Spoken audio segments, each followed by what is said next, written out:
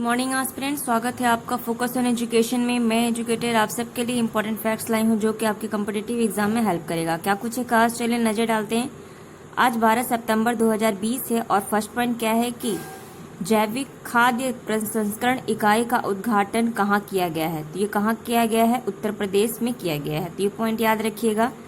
Next point क्या है कि विश्व का सर्वश्रेष्ठ बैंक कौन बन गया है? तो वो बन गया है आपका DSB। इसका हेडक्वार्टर सिंगापुर में है और ये तीसरी बार कंटिन्यू ही टॉप सबसे अच्छे बैंक के रूप में उभरा है। और इस रैंकिंग को कौन जारी किया? इस रैंकिंग को यूरो मनी ने जारी किया। ये पॉइंट याद रखिएगा। आज हम जिस संगठन के बारे में डिस्कस कर रहे हैं वो है नॉन अलायंस मूवमेंट, जिसे कि हम नैम के नाम से जानते हैं। इसे हम बाडूग सम्मेलन भी कहते हैं। बांडुग सम्मेलन क्यों कहते हैं? क्योंकि यहीं पे इसकी गठन किया गया था और 1955 में गुट निरपेक्ष आंदोलन बनाया जा रहा था। क्यों? क्योंकि हमने देखा था जब वर्ल्ड वॉर सेकेंड के बाद दो गुटों में दो गुटों में वर्ल्ड जो है बढ़ गया था, एक अमेरिका के गुट में और एक USSR के गुट में। और तब इंडिया को हो रहा था कि इंडिया किस ग्रुप में जाएगा, अमेरिका के साथ जाएगा या फिर USSR के साथ जाएगा। तो इंडिया ने कहा कि हम किसी भी गुट में शामिल नहीं होना चाहते क्योंकि अभी हम खुद ही आज़ाद हुए हैं। तो इसलिए उन्होंने एक अलग गुट बनाने के बात की कि हम किसी भी गुट में शामिल नहीं होंगे, जिसे कि हम नैम के नाम से जानते हैं। इसका फर्स्ट सम्मेलन कब हुआ था? तो 1961 में हुआ था।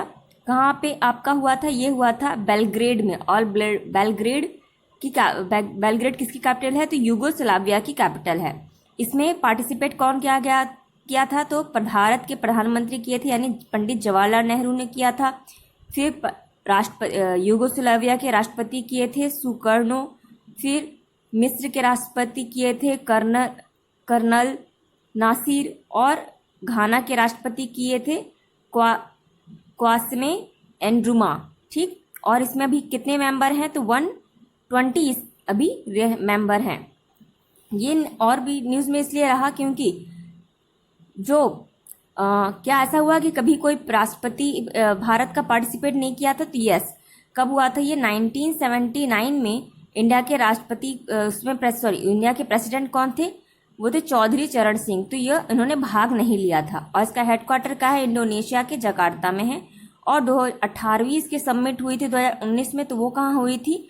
वो हुई थी बाकू के अजरबैजान में। ठीक है। बाकू किसकी कैपिटल है? अजरबैजान की। तो ये कुछ इंपॉर्टेंट पॉइंट है जो याद रखिएगा। और अभी मोदी जी ने भी इसमें पार्टिसिपेट किया था। ठीक है।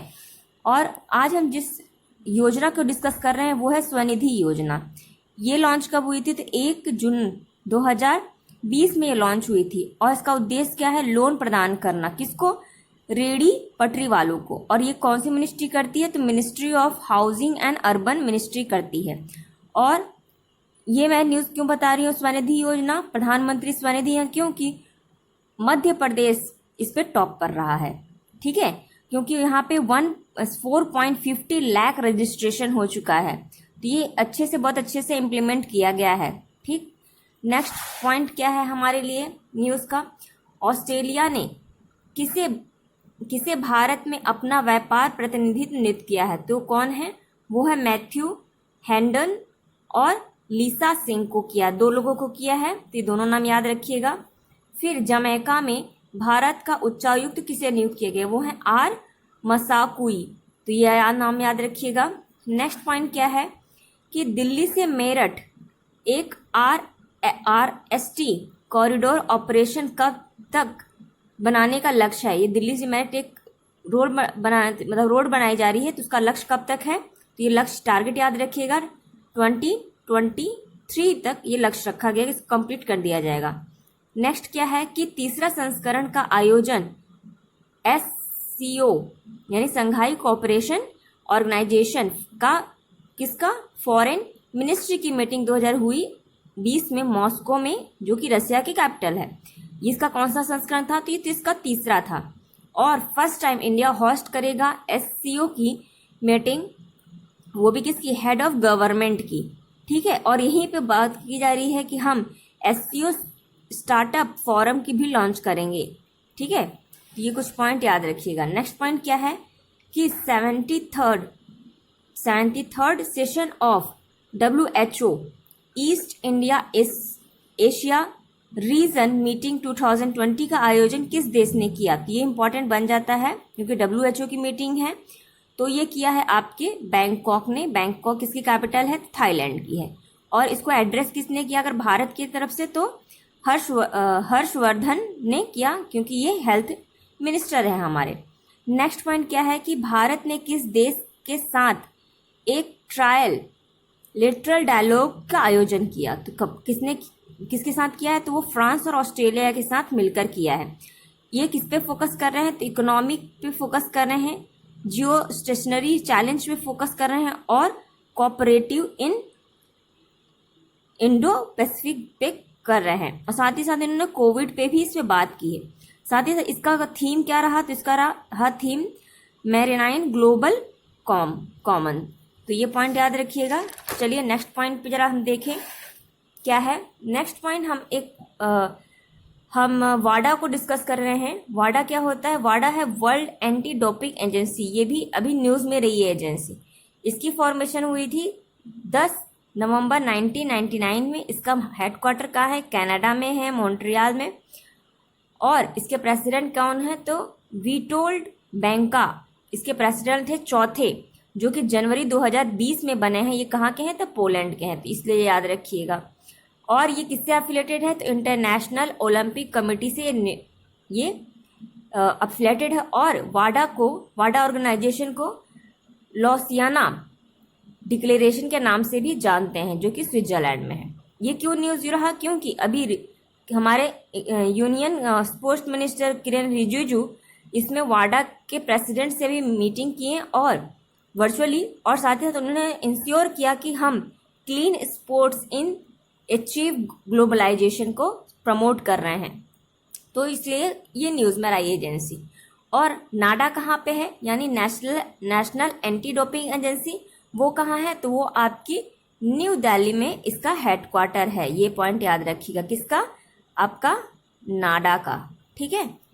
नेक्स्ट पॉइंट क्या है? और हाँ, इसके एम्बेसडर कौन है? तो वो आपके हैं सुनील। ठीक है, एक्टर जो सुनील है वो इसके एम्बेसडर हैं। नेक्स्ट कौन है कि प्रधानमंत्री किसान मन धन योजना, जो कि 2019 में लॉन्च की गई थी। ये कृषि और किसान कल्याण मंत्रालय द्वारा लॉन्च किया था। इसका कार्य क्या है कि लघु और सीमांत किसानों को सामाजिक सुरक्षा देना। क्या है इसमें 60 वर्ष में की आयु होने पर आपको न्यूनतम 30,000 माह पेंशन दिया जाएगा। कब? जब आप 18 से 40 साल की एज अगर आपकी है, तो आप अगर इसमें, और आपके पास 2 हेक्टेयर भूमि है जो कृषि योग्य है, और आप 55 से 220 रुपये प्रति माह जमा करते हो, तो आपको ये लाभ मिलेगा। तो ये पॉइंट याद रखिएगा। ठीक है। नेक्स्ट क्या है कि भारतीय वायुसेना में रफाल विमान को किस देश में औपचारिक रूप से शामिल करने जा रहा है? तो भारत रफाल को कहाँ से ले रहा है? तो वो फ्रांस से ले रहा है। और इंडिया चौथा देश बन गया है रफाल यूज़ करने वाला। यानी कौन कौन देश यूज़ करते हैं? तो फ्रांस यूज़ करता है, इजिप्ट और कतर, और अभी इंडिया कर रहा है। और ये टोटल जो रफाल है वो कब तक आ जाएगा? तो 2022 तक टोटल रफाल इंडिया में आ जाएगा। और ये कौन से जनरेशन का? ये 4.5 जनरेशन का है ये क्राफ्ट। और इसमें ट्वाइस इंजन है, मतलब 2 इंजन है। और रफाल को ब्रूस्टी फायर के नाम से भी जानते हैं। तो ये पॉइंट याद रखिएगा। नेक्स्ट पॉइंट क्या है कि किस बैंक द्वारा फसल स्कीम लॉन्च किया गया है? तो ये किया गया है किसके लिए? ऑर्गेनिक कॉटन ग्रोवर्स के लिए। तो ये किया किस बैंक ने किया है? SBI ने किया है। इसका फुल फॉर्म क्या है फसल का? तो safe and fast agriculture loan. ठीक है, तो ये पॉइंट याद रखिएगा। नेक्स्ट क्या है कि इंडियन बैंक एसोसिएशन यानी IBA द्वारा एक इजी 0.2 इंडेक्स जारी किया गया, जिसे कि enhance access and service excellence के नाम से जाना जाता है। इस पे शीर्ष कौन सा बैंक रहा? इस पे रहा बैंक ऑफ बड़ौदा रहा फर्स्ट पोजीशन पे, सेकंड पोजीशन पे SBI रहा, और थर्ड पोजीशन पे ओरिएंटल बैंक ऑफ कॉमर्स यानी OBC रहा। और इसके इंडियन बैंक ऑफ एसोसिएशन के हेड कौन है? CEO कौन है? वो है सुनील मेहता। तो ये पॉइंट भी याद रखिएगा। नेक्स्ट पॉइंट क्या है कि दक्षिण भारत की पहली रेल, किसान रेल किस राज्य में चलाई जा रही है? तो ये चलाई जा रही है आंध्र प्रदेश में। आंध्र प्रदेश में कहाँ से कहाँ तक चल रही है? ये चल रही है आंध्र प्रदेश में। ये याद है कि दक्षिण भारत की पूछेगा। अगर ऐसे ही पूछ सकता है कि दूसरी कृषि किसान रेल कहाँ से कहाँ तक चली थी, तो ये भी होगा आंध्र प्रदेश, पर दक्षिण भारत की ये पहली है। तो ये पर चल रही है आनंदपुर से दिल्ली की तरफ चल रही है। और पहली कहाँ चली थी? तो वो चल रही थी महाराष्ट्र के देवलीला से बिहार के दानापुर में। और इसे किसने झंडी दिखाई? तो मिनिस्ट्री ऑफ एग्रीकल्चर, जो कि हमारे नरेंद्र सिंह तोमर जी हैं, उन्होंने वाईएसआर रेड्डी मोहन जी के साथ मिलकर ये किया आंध्र प्रदेश। और आंध्र प्रदेश अभी क्या बोलते हैं, किस पे बॉटम में रहा? तो एजुकेशन इंडेक्स में ये बॉटम में रहा। क्या किसी इंडेक्स में टॉप पर भी है? तो यस, हाँ, किसी पे टॉप पर ही। आप मुझे कमेंट सेक्शन में लिखकर बताइए किस पे टॉप पर है। यहाँ पे भी वाईएसआर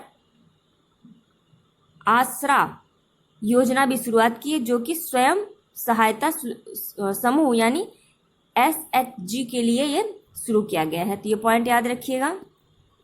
और एक है, अभी आप सुन रहे होंगे न्यूज़ में ऑपरेशन जिब्राल्टर, ये किससे संबंधित है? तो ये पाकिस्तान के द्वारा घुसपैठ की कोशिश करने का एक कोड नेम है।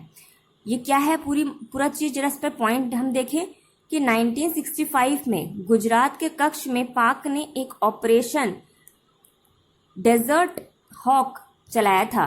किस लिए? भारतीयों का ध्यान भटकाने के लिए, और जिससे वो कश्मीर पे अटैक कर सके।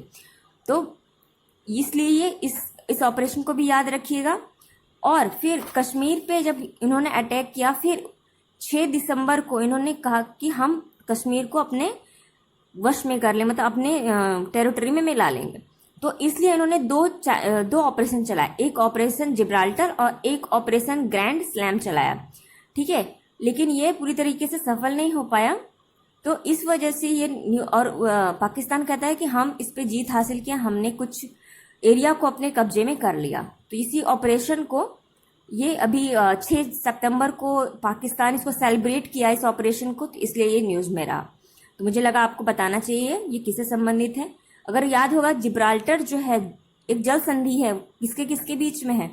वो यूरोप को अफ्रीका से अलग करती है, ठीक। और किन 2 वाटर बॉडी को मिलाती है? तो अंटार्कटिका से भूमध्य सागर को मिलाती है। हमने आपको इसका बताया था कहाँ पर है ये। नेक्स्ट क्या है कि केंद्रीय कृषि और किसान कल्याण मंत्री ने किस राष्ट्रीय मिशन का एक नया लोगो लॉन्च किया? तो वो किसका है? राष्ट्रीय बांस मिशन। ये 9 राज्यों में चलाया जा रहा है। कहाँ कहाँ ये याद रखिएगा।